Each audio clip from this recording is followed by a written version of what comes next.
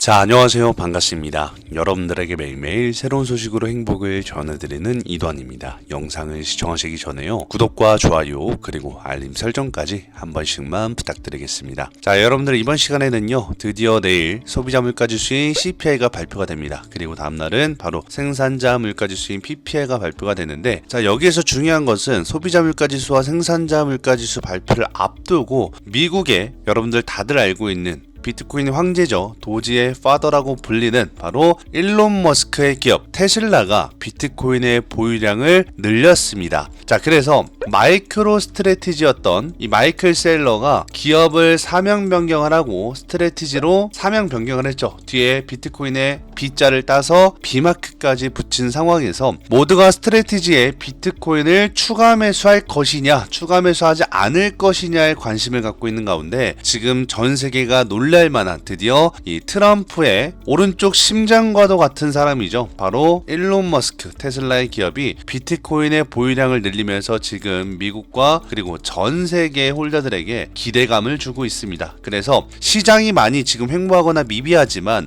트럼프의 또 한마디 혹은 테슬라의 CEO인 일론 머스크의 한마디가 얼마나 또 많은 파급력이 있을지 오늘 제가 함께 알아보도록 하고요. 자, 그 전에 앞서서 여러분들 보시면 아시겠지만 내일 바로 10시 30분에 뭐가 있어요? 소비자 물가지수인 CPI 발표가 있습니다. 그리고 중요한 거는 내일 소비자 물가지수인 CPI가 발표가 되고 나서 12시에 뭐가 있다? 연준 의장 파월의 연준 의장의 이야기 발언들이 준비가 되어져 있습니다. 그리고 또 하나 중요한 게 있다면은 원유 재고 우리가 유심 깊게 봐야 됩니다. 여러분들이 소비자 물가지수인 CPI나 생산자 물가지수인 PPI만 신경 쓰는 사람들도 많으셨다면, 혹은 FOMC에 관해서만 관심 깊게 보신 분들이 많다라면은 제가 항상 말하죠. 연초와 연말에는 모든 지표를 다 봐야 된다. 왜? 그래야 한 해 1월 달부터 12월 달까지 한 해 1년 사이클 중에 중간 정도는 어느 정도 파악을 할 수가 있어요. 그래서 우리가 생산자 물가지수인 PPI나 소비자 물가지수인 CPI나 이런 것들을 제외하고도 이 파월 의장의 발언들이나 원유 재고나 그리고 이렇게 밑으로 내려가시면은 바로 다음날에 이렇게 또 나오거든요. 뭐가 나온다? 이렇게 신규 실업수당 청구 건수에 대해서도 나옵니다. 우리가 일명 백수지표라고 하는 것들이 있죠. 가장 중요한 거예요. 실업률에 대한 거는 앞으로 경제와 맞물리기 때문에 경제 또는 뭐다? 한 해의 사이클과 맞물리는 거예요. 그래서 여러분들이 실업수당 청구 건수도 무조건 봐야 된다. 그리고 바로 뒤에 뭐가 있어요? 생산자 물가지수인 PPI가 동시에 발표가 됩니다. 언제? 이거는 내일 모레 10시 30분에 됩니다. 그 밖에도 많은 지표 발표 일정들이 뒤에 준비가 되어져 있어요. 그렇기 때문에 우리가 지금 한 개, 두 개의 지표만을 보고선 결정할 사항이 아니라 여러 가지 많은 지표 일정들도 봐야 되고 전 세계 증시들도 한번 체크를 해볼 필요가 있습니다. 그리고 이렇게 중요한 지표 발표를 앞두고 비트코인은 당연하게 횡보세를 보여주고 있죠. 즉 관망 추세에서 이제부터 방향성을 잡기 시작을 할 겁니다.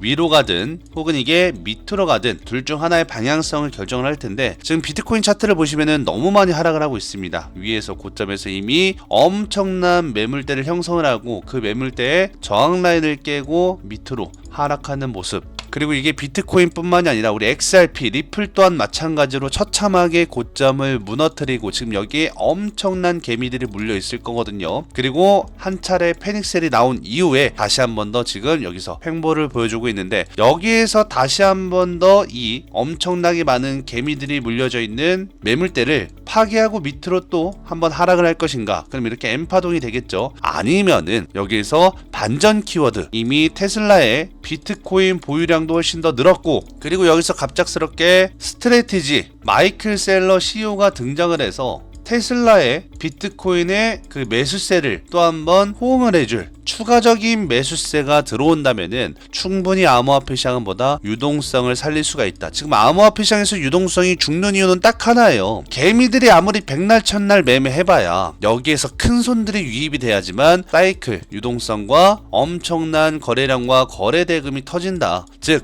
큰 손이 없는 시장은 시장이 아니다. 제가 항상 말을 하잖아요. 그런데 점점점 개미들이 죽어나가고 있으니까 큰 손들이 등장을 하고 있습니다. 하물며 테슬라의 비트코인 보유량을 늘린 것을 떠나서 미국의 다양한 기업들도 비트코인을 갑작스럽게 다시 매입을 준비하고 있어요. 왜일까? 바로 1분기에 따른 실적 발표 기업들이 지금 실적 발표를 앞두고 있는데, 자 1분기와 앞으로 2분기 준비해야 되겠죠. 여기서 만약에 비트코인의 가격이 다시 한 번 더 전고점을 뚫고 상승을 한다면 지금 1분기 사이클에 비트코인을 보유해놨던 기업들은 2분기 실적 발표 때보다 자산의 실적이 증가할 수 있기 때문에 오히려 긍정적인 영향을 줄 수도 있고, 마이크로 스트래티지 전 기업이죠. 지금은 스트래티지가 이렇게 고공행진을 할 수 있었던 이유도 비트코인을 보유함으로써 자산 가치가 증가했고, 여기에 따라서 엄청난 수요가 몰리고 있는 거죠. 그래서 자 여기 보시면은 미국의 CPI 발표 바로 이제 내일 발표가 될 텐데, 소비자 물가 지수인 CPI 발표 이후에 비트코인의 방향성이 결정될 것이다, 나타날 것이다. 그래서 이렇게 밑에를 보시면은 자 지금 현재 비트코인은 오는 12일 미국 소비자 물가 지수인 CPI 발표를 앞두고 횡보는 하고 있지만, 여기에 따라서 발표를 하면은 시장 방향성을 결정짓는 뭐다? 아주 중요한 지표로 예상된다. 그래서 CPI 발표하면서 슬슬슬 방향성을 결정짓는 신호가 나오겠죠. 그리고 CPI에 이은 뭐가 나와야 돼? 뒤에 PPI가 발표가 되고, PPI뿐만 아니라 여기 또 뭐다? 파월 연준 의장이 한마디에 또 이 시장이 어떻게 변할지 모르기 때문에 체크포인트로 두고 한번 우리가 유심 깊게 봐야 된다라는 점. 그리고 이 발표가 다 끝났을 때 갑작스러운 미국의 어느 기업에서 혹은 테슬라 같은 기업에서 추가적인 비트코인의 물량 또다시 한 번 더 매수세로 다가올지, 하물며 CPI와 PPI에 충격을 주고 나서 하락을 한 차례 매기고 나서 다시 저점에서 들어올릴지, 이건 아무도 예상할 수 없습니다. 아니면 갑작스러운 CPI와 PPI 발표 그리고 그 뒤에 찾아올 연준의 말 한마디에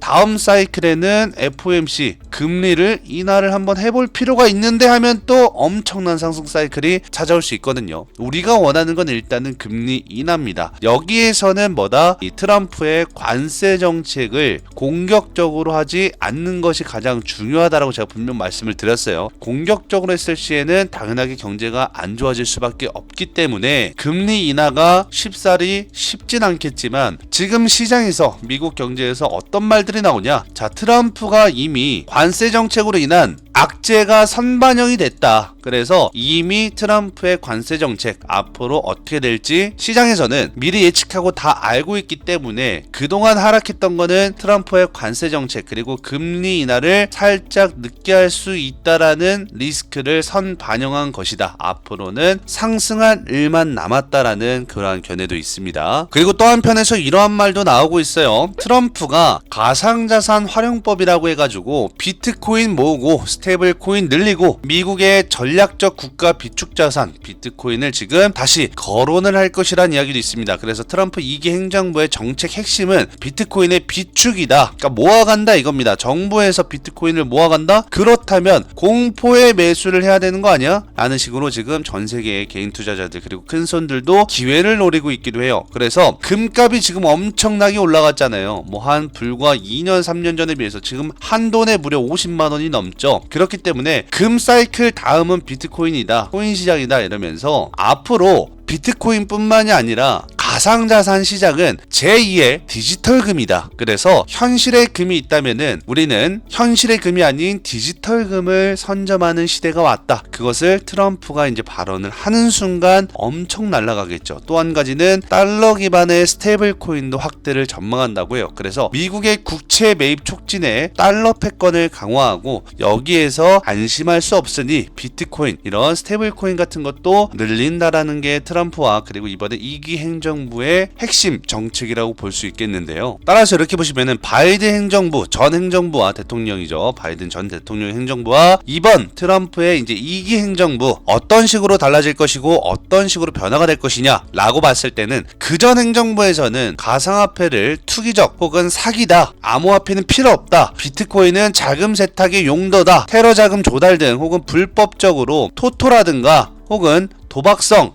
혹은 마약 같은 거를 밀거래할 때 비트코인을 사용했고 위험성의 경계가 크다라고 했다면 이번 행정부에서는 뭐예요? 역시나 가상자산 산업의 친화적인 성향으로 모든 사람들 대통령뿐만이 아니라 그 밑에 장관부터 시작을 해서 뭐 경제부 장관, 법무부 장관, 미국증권거래위원회인 SEC 위원장부터 전부 다 트럼프 라인으로 바꿨죠. 왜? 친화적인 사람들로 바꿨기 때문에 무언가의 긍정적인 시도는 무조건 있을 것이다. 그리고 여기에 바이든 행정부의 가상자산 규제 강화의 정책의 기조를 비판하고 있고 규제를 다시 완화를 하면서 하나하나씩 풀어나가고 있다라는 점, 그리고 여기에 비트코인 등 알트코인을 비롯해서 미국 내의 비트코인 혹은 알트코인들이 채굴이 되어야 한다. 그래서 미국은 가상화폐 수도이자 가상자산의 가장 강국이 돼야 된다라는 게 지금 트럼프의 핵심적인 정책입니다. 그래서 이러한 것들이 이제 조금이나마 하나하나씩 나온다라고 했을 때는 비트코인의 가격뿐만이 아니라 알트코인들의 가격들도 난리 나겠죠. 왜냐면 채굴하는 알트코인들도 일단 엄청나게 상승할 겁니다.